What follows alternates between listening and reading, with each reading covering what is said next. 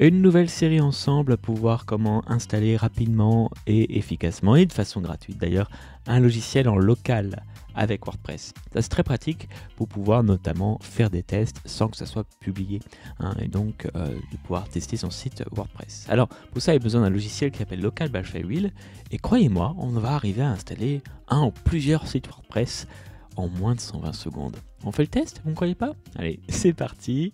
Comme d'habitude, on a le chrono qui démarre. Alors une fois que vous avez installé le logiciel Local by Flywheel, vous aurez le lien en description. Vous allez ici et vous faites le petit bouton plus.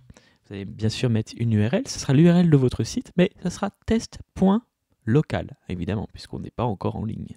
Je vais faire avancer, vous cliquez juste sur le bouton vert. Pour nos besoins à nous, on n'a pas besoin d'aller beaucoup plus loin. Par contre ici, on va pas aller dans les paramètres avancés, je veux dire. Par contre, ici, on va quand même juste mettre un login mot de passe classique, hein, comme vous avez l'habitude avec WordPress. Et ce sera ces identifiants qu'il faudra vous avoir tout simplement pour pouvoir vous connecter. On va ajouter notre site. Là, il va réfléchir un petit peu, puis il va vous poser une question quand même. Il va vous dire, OK, j'ai besoin de ton mot de passe administrateur cette fois. Alors pourquoi il a besoin de ça? C'est juste pour pouvoir en fait créer le nom de domaine sur votre PC. Il a besoin d'autorisation pour faire ça, en tout cas sur Mac. Et donc voilà, là, mon site est prêt. Si je veux pouvoir y avoir accès, il me reste 54 secondes, vous voyez. Hein, j'ai qu'à appuyer sur Admin.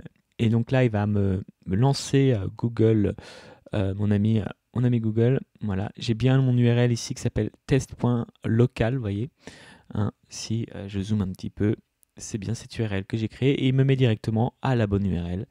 Là, si je mets admin et mon mot de passe, je suis directement connecté. Et j'ai même un petit lien ici, si je veux cliquer sur voir le site, pour voir mon site en local.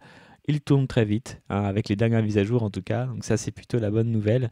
Pour ceux qui auraient eu des soucis, peut-être qu'il faudra retélécharger ou ne pas utiliser Local by Flywheel si vous avez des problèmes avec. En tout cas, le conseil que je peux vous donner, c'est d'utiliser qu'un seul logiciel. Si vous avez déjà MAMP ou WAMP, n'utilisez pas Local. Si vous n'avez aucun logiciel et que vous voulez faire des sites WordPress, franchement, entre nous, utilisez Local by Flywheel. Il est plutôt sympa. Vous avez vu que c'était assez rapide de créer ce qu'on avait à faire, voilà, dans notre cas. Donc voilà ce que je pouvais vous dire. C'est le début d'une série sur Local by Flywheel pour vous familiariser avec cet outil très simple pour créer son site WordPress en local. J'espère que ça vous aura plu. Moi, je vous dis à très bientôt pour une prochaine vidéo. Ciao, ciao!